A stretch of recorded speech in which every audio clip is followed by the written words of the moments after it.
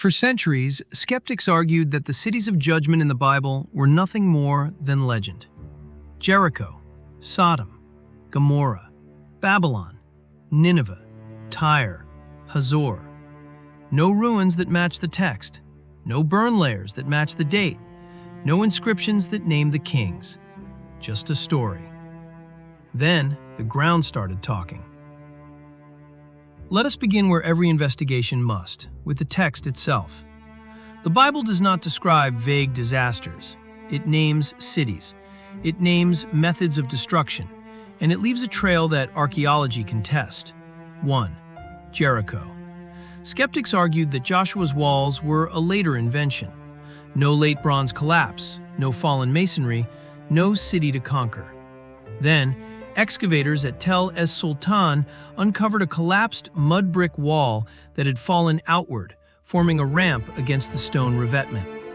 Grain jars were found full, unplundered, as if the city fell quickly at harvest. Kenyon dated a destruction. Garstang dated another.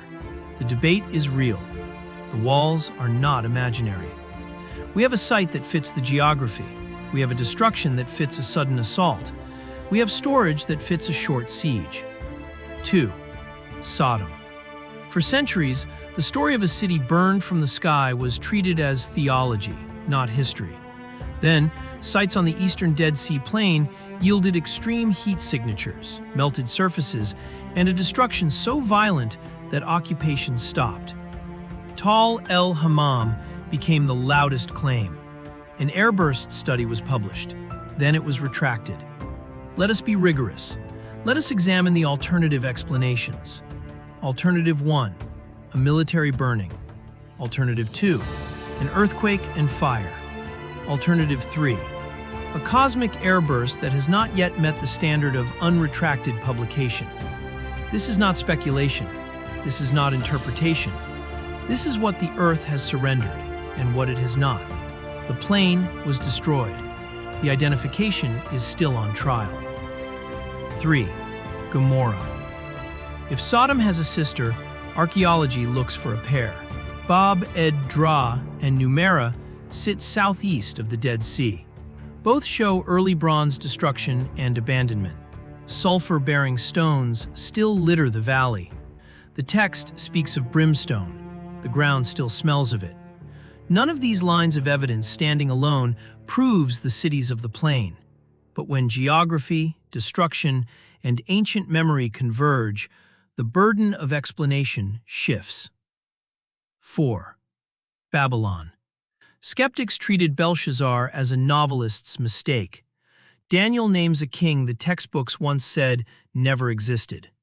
Then, the Nabonidus Chronicle and cylinder inscriptions restored him as crown prince, ruling in his father's absence. The writing on the wall was a court scene. The empire fell in a night to Cyrus. We have a name that fits the text. We have a political structure that fits the court. We have a fall that fits the date. 5. Nineveh. For centuries, critics said Nineveh was exaggerated, perhaps invented, a vast capital that vanished. Then, Austin Henry Layard uncovered the palaces, Sennacherib's own walls, reliefs of Lachish, an empire that the Book of Jonah and the Book of Nahum had already judged. The lost capital was never lost.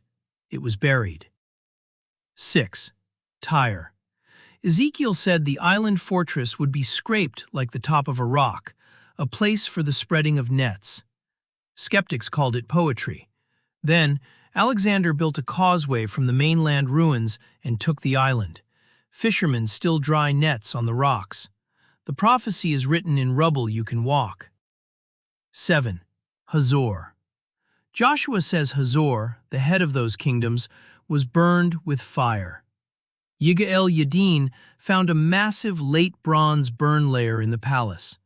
Tablets, fallen statues, a destruction that fits a 13th century horizon in the debate. The fire is in the soil. Let us be rigorous. Jericho's dating is contested. Sodom's identification is contested. Tyre's fulfillment is read in more than one campaign.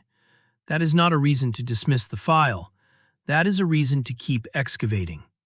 We have sites that fit the geography. We have burn layers that fit sudden judgment. We have inscriptions that fit the names the text preserved. How many times has someone said there is no evidence when what they really meant was, we have not finished digging? The ground keeps confirming the book. I am your guide through the evidence that connects scripture to soil, belief to bone, and history to the artifacts buried beneath our feet. If this investigation has challenged your assumptions or strengthened them, enlist in our next expedition. Hit the subscribe button right now. Our next investigation goes where the evidence leads.